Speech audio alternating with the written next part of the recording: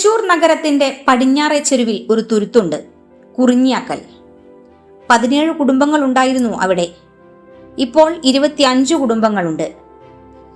UDF MLA തുടർച്ചയായി പ്രതിനിധാനം ചെയ്ത തൃശൂർ മണ്ഡലത്തിൽ വികസനം ചെന്നുപെടാത്ത പ്രദേശമായി കുറിഞ്ഞാക്കൽ തുരുത്ത് നിലനിന്നു 2016 വരെ. 2016 VS സുനിൽകുമാർ തൃശൂരിന്റെ MLA ആയി തിരഞ്ഞെടുക്കപ്പെട്ടു. തുടർന്നുള്ള 5 വർഷം വികസനത്തിന്റെ വസന്തകാലമായിരുന്നു. കാണാം കുറിഞ്ഞാക്കലിന്റെ ജീവിതം മാറ്റിയ വികസനം. നമ്മളിപ്പോൾ നിൽക്കുന്നത് കുറിഞ്ഞാക്കൽ പാലത്തിന്റെ മുകളിലാണ്.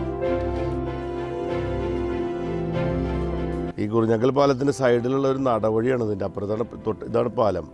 2016 ഇവിടെ ഇലക്ഷനിൽ മത്സരിക്കുമ്പോൾ തൃശ്ശൂരിൽ ഒരുപാട് വോട്ടർമാരെ നേരിട്ട് കാണാൻ തീരുമാനിച്ചിരുന്നു. അന്ന് പരമാവധി വീടുകൾ കയറുക എന്നുള്ളതായിരുന്നു അന്നത്തെ ഒരു പ്രവർത്തന രീതി. അപ്പോൾ അത് പ്രകാരമാണ് എന്നോട് പറഞ്ഞത് കുറിഞ്ഞാക്കൽ തുരുത്തിൽ കുറേ ആളുകളുണ്ട്, അവരെ ഒരു 10-17 വീടുകളുണ്ട്, ആ വീടുകളൊന്ന് പോയി കാണണം എന്ന് പറഞ്ഞു. അപ്പോൾ ഞാൻ ഈ തൃശ്ശൂർ പട്ടണം മാത്രമുള്ളൊരു മണ്ഡലമാണിത്. അപ്പോഴാണ് ഞാൻ ഒരു കാര്യം മനസ്സിലാക്കിയത്. ഈ തൃശ്ശൂർ പട്ടണത്തിൻ്റെ ഉള്ളിൽ 17-20 കുടുംബങ്ങൾ താമസിക്കുന്നത്, അവരെ കാണാൻ ഞാൻ പോയത് വഞ്ചിയിലാണ്. അപ്പോൾ ചെന്നപ്പോൾ അവരെല്ലാവരും എന്നോട് പറഞ്ഞൊരു കാര്യം, ഇവിടെ സഖാവ് ജയിക്കുകയാണെങ്കിൽ ഞങ്ങൾക്കൊരു പാലം നിർമ്മിച്ച് തരാൻ പറ്റുമെന്ന് ചോദിച്ചു. നമ്മൾ ഈ കുറച്ച് ആളുകൾ മാത്രം താമസിക്കുന്ന സ്ഥലങ്ങളിൽ വലിയ ചെലവിൽ വികസനം കൊണ്ടുവരിക എന്ന് പറയുന്നത് പലപ്പോഴും പല കാരണങ്ങളാൽ അതൊന്നും നടക്കാറില്ല. അപ്പോൾ ഞാനൊരു കാര്യം തീരുമാനിച്ചിരുന്നു, എന്തായാലും ഇവർക്കൊരു പാലം ഉണ്ടാക്കി കൊടുക്കണം. അതിനെന്താണ് മാർഗം എന്ന് ആലോചിക്കണം, ഒരു അവസരം കിട്ടുകയാണെങ്കിൽ. അങ്ങനെ ഞാൻ ഇവിടെ ജയിച്ചു. ജയിച്ചതിന് ശേഷം മന്ത്രിയായപ്പോൾ വേറെ ഒന്നും ആലോചിച്ചില്ല. കൃഷി വകുപ്പിൻ്റെ ഇത് കാർഷിക മേഖലയായിട്ട് ബന്ധപ്പെട്ട്, ഈ പാടം മുഴുവൻ കോൾ മേഖലയായിട്ട് ബന്ധപ്പെട്ടാണ്. അപ്പോൾ കൃഷി വകുപ്പുമായി ബന്ധപ്പെട്ട ഫണ്ട് ഉപയോഗിച്ചിട്ട് 5.5 കോടിയൊന്നും എൻ്റെ ഓർമ്മ, ഒരു പാലം നിർമ്മിക്കാൻ ഉത്തരവിട്ടു.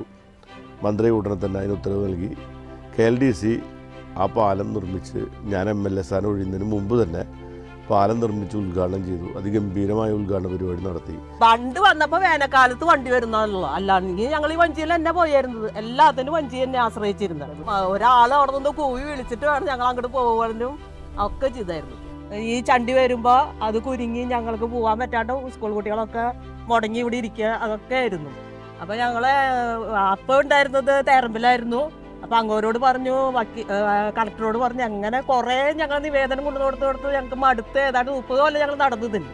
അവസാനമാണ് നിയമസഭയിലേക്ക് സുനിൽകുമാർ മത്സരിച്ചിട്ട് ഞങ്ങളത് അങ്ങോരും ഇങ്ങോട്ട് പറഞ്ഞു, ഞങ്ങൾ എന്തായാലും ഇവിടെ ഒരു പാലം ഞങ്ങൾക്ക് വഞ്ചിയിലാണ് വന്നത്, അങ്ങോട്ട് എന്തായാലും ഞങ്ങൾക്ക് ഒരു പാലം ഞങ്ങൾക്ക് പണിത് തരും എന്ന് പറഞ്ഞു തന്നു. അത് അങ്ങോട്ട് നടപ്പിലാക്കി. കൊറോണ വന്നു, വെള്ളപ്പൊക്കം വന്നു, അതൊക്കെ ഉണ്ടായിട്ടും അങ്ങനെ അത് നടപ്പിലാക്കിയിട്ട് തന്നെയാണ് പോയത്. ഇവിടെ ഇലക്ഷൻ വന്നപ്പോൾ സുനിൽ സാറിനെ വഞ്ചിയിൽ കിടത്തി ഞങ്ങള്. അപ്പോൾ സുനിൽ സാറ് പറഞ്ഞു, ഞാൻ ജയിച്ചു കഴിഞ്ഞാൽ ഇവിടെ ഒരു പാലിട്ട് തരാമെന്ന് പറഞ്ഞു. ആളത് നിറവേറ്റും ചെയ്തു. ഈ പാലം വന്നതിന് ശേഷം ഞങ്ങൾക്ക് വളരെ പുരോഗതിയുണ്ട്. സുനിൽ സാറ് ഈ പാലം പണി കഴിച്ചതിന് ശേഷം ഞങ്ങൾ നേരിട്ട് അനുഭവിക്കുന്ന വ്യക്തികളാണ് ഞങ്ങൾ.